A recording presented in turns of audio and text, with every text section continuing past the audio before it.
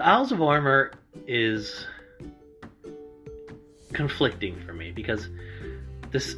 So, what does the average layman care about it?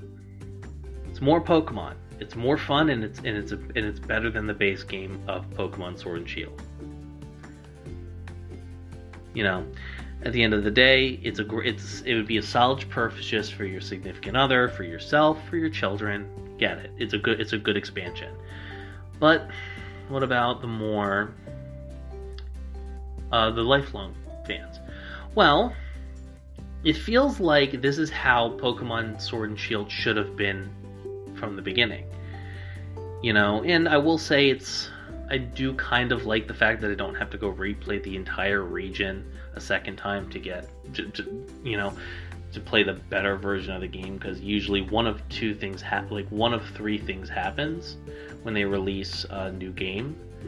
They either release a third version of the game that is basically the best version of it. They release 2 upgraded versions of the game that are not as good as a third version, but are still better than the originals, or they completely move on to a new game, you know.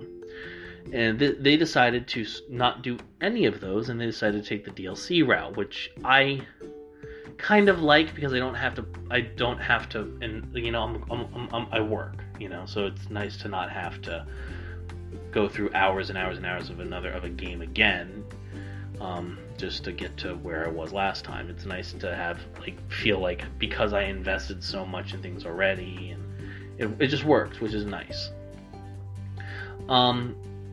The entire game of it is in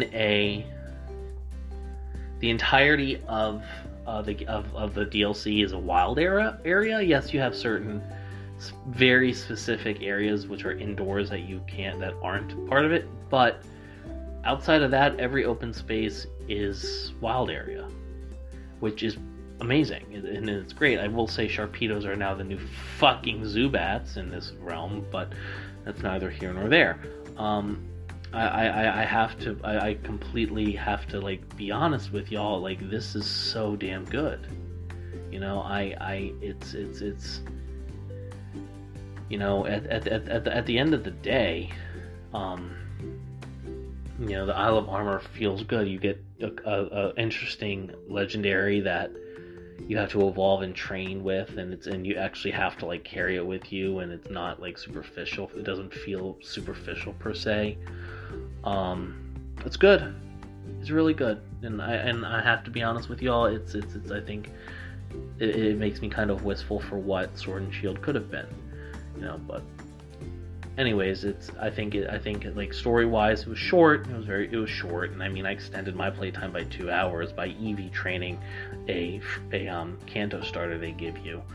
But you know, there's still some more I have to do with it. I have to upgrade the dojo. I have to upgrade a couple more things. You know, I'm not done yet with it, but I'm getting there. You know, and it'll be interesting to see.